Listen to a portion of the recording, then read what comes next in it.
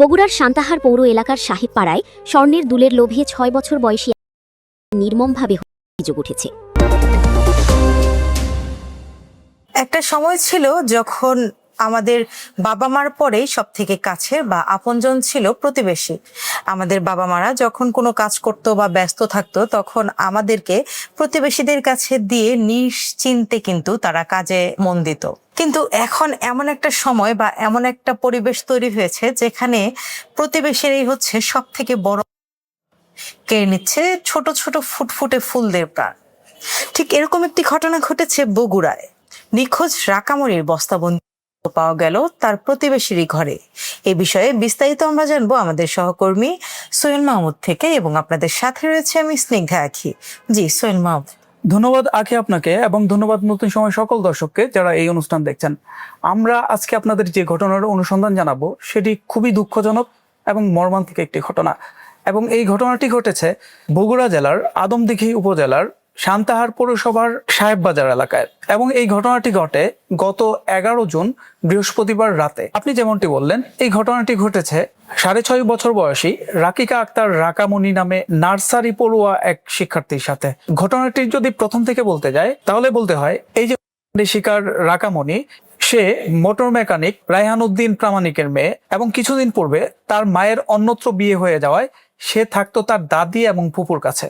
ঘটনার দিন বিকেল 5টার সময় এই যে রাকামনি, সে প্রাইভেট পড়ার উদ্দেশ্যে বাসা থেকে বের হয়, এবং রাত হয়ে যাওয়াতেই যখন সে বাড়িতে ফিরছিল না তখন তার দাদি এবং ফুপুর দুশ্চিন্তা হতে থাকে, এবং সেই ভিত্তিতে তারা এলাকায় খোঁজাখুঁজি শুরু করে। কিন্তু খোঁজ করার এক পর্যায়ে তারা জানতে পারে সে প্রাইভেট পড়তে যায়নি। তখন তাদের দুশ্চিন্তা আরো বাড়তে থাকে, এবং সেই প্রেক্ষিতে তারা কিন্তু আশেপাশে প্রতিবেশীদের জানায় এবং খোঁজাখুঁজি শুরু করে। অবশেষে তাকে না পেয়ে তার বাবার কর্মস্থলে তাকে খবর দেয়। তখনই তার বাবা রায়হান উদ্দিন চলে আসে এবং সেও খোঁজাখুঁজি করতে থাকে। এই যে রাকামনির যে হারানোর খবর, সেটি কিন্তু এলাকাবাসী তাৎক্ষণিকভাবেই জেনে যায়, এবং প্রতিবেশীরাও কিন্তু তাকে খুঁজতে থাকে। অবশেষে তাকে খুঁজে না পেয়ে তার বাবা রায়হান উদ্দিন প্রামাণিক আদমদীঘি থানায় রাত 10টার দিকে একটি সাধারণ ডায়েরি করে, এবং তারপরও সে কিন্তু খুঁজতে থাকে।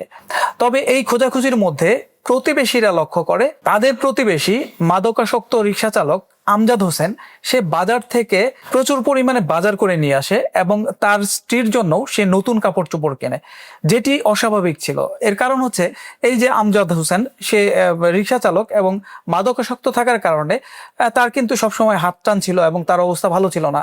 যেটি হঠাৎ করে এই যে বেশি বেশি বাজার করে নিয়ে আসা, এটি আসলে প্রতিবেশীদের কাছে সন্দেহজনক মনে হয়েছে, এবং এই সন্দেহের বশে তারা সেই প্রতিবেশী আমজাদ হোসেনের ঘরে তল্লাশি করে। তল্লাশির এক পর্যায়ে তারা দেখতে পায় যে মুরগির খাঁচার পাশে একটি বস্তা পোটলা করা আছে, এবং এই বস্তা দেখে তাদের সন্দেহ হয়।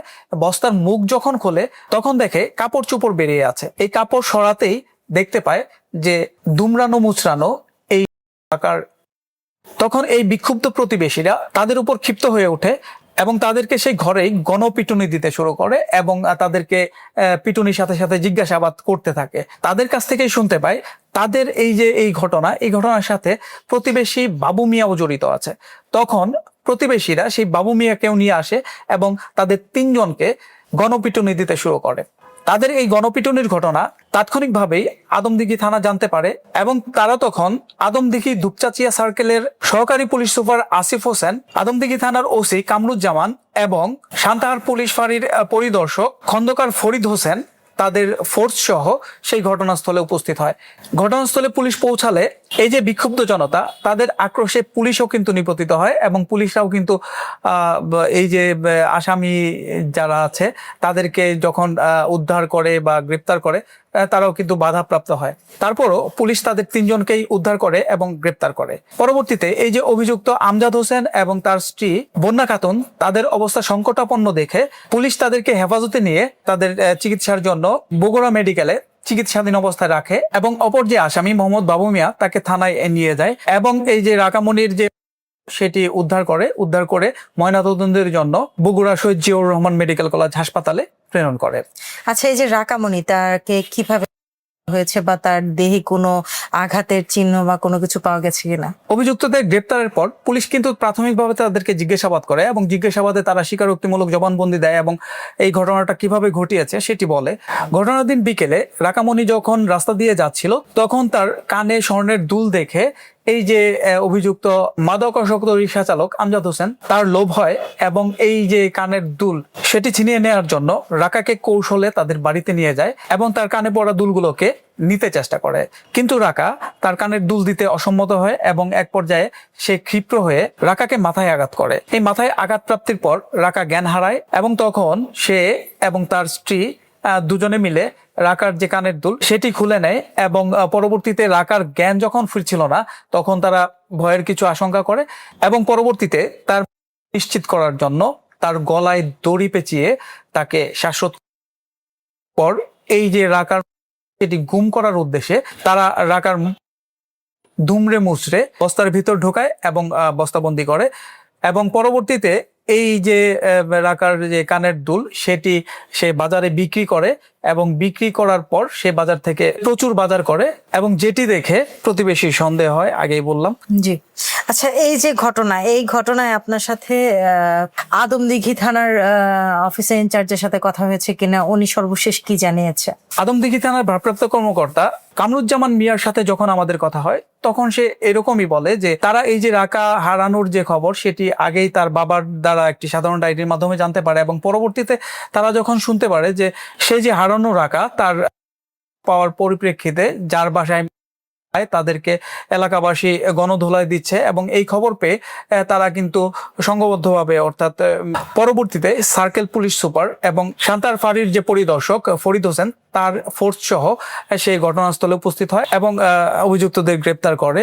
পরবর্তীতে গ্রেপ্তারকৃত 3 জনের মধ্যে 2 জনের অবস্থা সংকটাপন্ন দেখে তাদেরকে চিকিৎসাধীন রাখা হয়েছে এবং একজন যে বাবু মিয়া তাকে কিন্তু আদালতের মাধ্যমে তারা বগুড়া জেলা কারাগারে প্রেরণ করেছে এবং শিকার এই যে রাকা তার বাবা রায়হান উদ্দিন প্রামাণিক সে বাদী হয়ে একটি মামলাও দায়ের করেছে ইতিমধ্যে, যেখানে 4 জনকে আসামি করা হয়েছে। এর মধ্যে 3 জন তো অভিযুক্ত এবং তাদেরকে গ্রেপ্তার করা হয়েছে এবং একজনকে অজ্ঞাতনামা রাখা হয়েছে এবং উনি আমাদেরকে জানিয়েছে এই মামলার পরবর্তী কার্যক্রম তারা চালিয়ে যাচ্ছে। জি, ধন্যবাদ সোহেল মাহমুদ। ধন্যবাদ দর্শক এতক্ষণ সময় আমাদের সাথে থাকার জন্য। আমরা অনেক সময় আমাদের ঘরের ছোট ছোট ফুলদের একটু সাজিয়ে গুছিয়ে রাখতে ভালোবাসি, তাদেরকে আদর করে স্বর্ণের গহনা বা রূপোর গহনা, চেন, আংটি এগুলি দিয়ে রাখি, যেগুলি কিন্তু এই সময় অনেকটা রিস্কের হয়ে যাচ্ছে। একে তো বিভিন্ন কারণে দুর্ঘটনা ঘটছে, তার মধ্যে এই যে ছোট ছোট যখন আমরা গহনা দিয়ে বাইরে একা খেলতে পাঠাই তখন কিন্তু এই যে মাদকাসক্ত যে সব লোকগুলি আছে বা অসাধু লোক তাদের দৃষ্টিতে কিন্তু পড়ে এবং এইসব গহনা ছিনিয়ে নেওয়ার জন্যই কিন্তু এরকম দুর্ঘটনাও ঘটছে। এবং এই যে আজকের যে রাকামণি কিন্তু শুধুমাত্র এই কানের দুলের জন্যই হয়েছে। তো এই ছিল আজকের ঘটনা। আজকের মতো বিদায় নিচ্ছি, পরবর্তীতে আবার দেখা হবে অন্য কোনো ঘটনা নিয়ে। ততক্ষণ পর্যন্ত ভালো থাকুন, সুস্থ থাকুন। আল্লাহ হাফেজ। আল্লাহ হাফেজ।